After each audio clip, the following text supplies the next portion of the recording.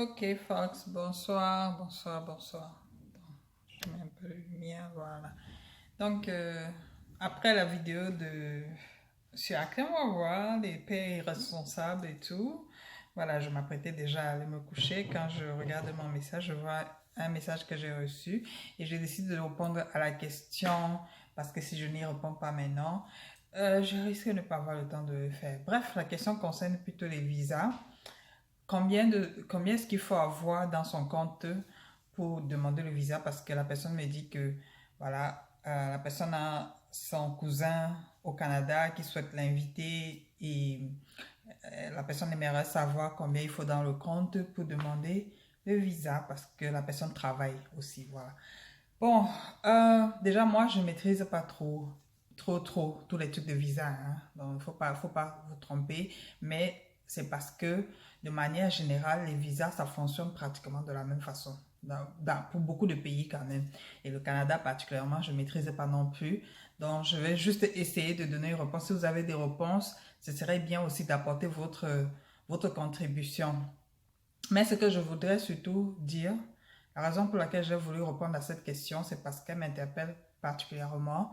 Ce que vous devez savoir, c'est que euh, quand vous travaillez, vous avez deux options, par exemple, pour voyager. Si par exemple, comme le cousin invite, peut-être le cousin va prendre en charge votre séjour ou alors vous-même vous allez vous prendre en charge. Tout dépend. Maintenant, prenons le cas où le cousin vous prend en charge. Ça veut dire que le cousin va vous donner des preuves de prise en charge, des preuves de moyens financiers, c'est-à-dire un compte bancaire bien fourni de sa part, qu'il a la possibilité de pouvoir payer votre séjour, de pouvoir payer le voyage et tout. Et donc, dans ce cas-là, franchement, vous n'avez pas besoin d'avoir de l'argent dans votre compte. Mais, il y a un mais dedans. Le mais, c'est quoi? Le mais, c'est que parce que vous travaillez, parce que vous avez des responsabilités, normalement, vous devriez au moins avoir un compte bancaire. Ça veut dire quoi? Ça veut dire un compte bancaire qui fonctionne surtout. C'est-à-dire que on doit pouvoir voir dans votre compte qu'il y a au moins des transactions d'argent, comme par exemple votre salaire qui passe tout le temps, des petits retraits d'argent. Ça n'a pas besoin d'être de gros montants. Vous n'avez pas besoin d'avoir un compte super fourni parce que si vous imaginez un peu que vous travaillez, ah, ma batterie là elle dérange. Ok, mon téléphone, il était super plein, donc j'ai effacé quelques trucs. Pourtant, je dois sortir demain à 3 heures du matin. Donc, voilà. Mhm. Bon, je continue. Euh, Qu'est-ce que je disais? Donc, si vous avez quand même un compte bancaire, l'important, c'est de voir des transactions dedans. C'est-à-dire que ce n'est pas un compte inerte. Ce n'est pas non plus un compte qu'on a ouvert juste pour faire genre on a un compte bancaire. Vous voyez un peu, non. Ça doit être un compte qui fonctionne. Pas besoin d'avoir beaucoup d'argent à l'intérieur. Parce que l'important pour eux, c'est de savoir que parce que, par exemple, si vous travaillez, certaines entreprises, par exemple, payent les employés directement par la banque, ou même s'ils ne payent pas par la banque, vous montrez quand même une certaine responsabilité en disant, voilà, imaginez un peu que votre salaire, c'est par exemple, je prends un exemple banal comme ça, vous touchez 80 000 francs tous les mois.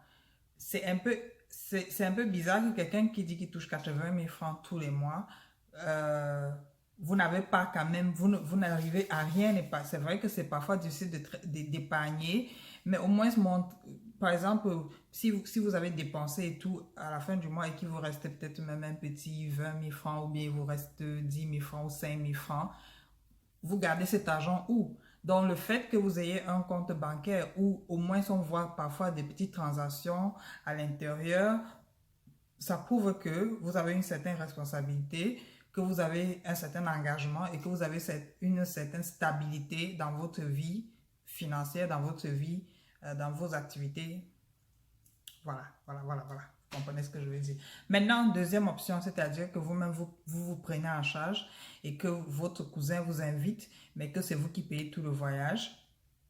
Ça signifie que euh, vous avez de quoi payer le voyage. Donc, automatiquement, vous devez pouvoir justifier que vous avez les moyens qui vous permettent de vous offrir un tel voyage. Et c'est dans ce cas-là, c'est important d'avoir un certain nombre, un certain montant dans votre compte. Vous comprenez? Parce que vous devez payer le billet d'avion, vous devez payer votre séjour là-bas, vous devez vous faire plaisir quand vous voyagez, et puis quand vous revenez, la vie doit continuer. Parce que, en fait, n'oubliez pas, comme je dis toujours, vous êtes censé démontrer que vous allez revenir. Vous ne partez pas pour caler. Donc, si vous arrivez à justifier que oui, vous avez les moyens de vous offrir tout le voyage et tout, machin, mais après tout ce voyage-là, vous allez vous retrouver sans rien, absolument rien. Ça va être bizarre que comment quelqu'un peut saquer toute son économie comme ça juste pour aller faire quoi, une semaine de vacances ou bien 2 semaines pour se faire plaisir et tout, et puis tu reviens. Et pourtant, on sait comment en Afrique, par exemple, c'est difficile de faire de l'économie, c'est difficile d'avoir de l'argent. Donc, si tu as pu te mettre un peu d'argent de côté, surtout si, par exemple, j'ai tout effacé dans le téléphone, c'est seulement comment, non? C'est quelle sorcellerie comme ça? Bref, je vais seulement essayer de conclure parce que ça ne fait que se couper et voilà. Peut-être ça me dit que je bavarde aussi trop. Donc, bref, pour vous dire, si votre cousin prend tout en charge, vous n'avez pas besoin d'avoir un montant spécifique dans votre compte, mais montrez au moins que vous avez un compte qui est assez responsable. Et si c'est vous-même qui payez le voyage, là, vous devez quand même avoir suffisamment d'argent pour pouvoir vous offrir un tel. Et le montant. Ok, avant que ça ne se coupe encore, je conclue une fois. Voilà, ça veut déjà se couper. Si c'est vous qui payez, vous devez avoir de l'argent. Combien, je ne sais pas, mais ça dépend de ce que vous voulez dire comme raison de voyage, combien, enfin, ce que vous voulez faire, qui vous dites que vous êtes. Bref, il faut beaucoup d'argent quand même dans votre compte. Euh, si c'est votre cousin qui paye, vous n'avez pas besoin d'avoir grand-chose, mais vous devez au moins, comprenez, non. Bref, portez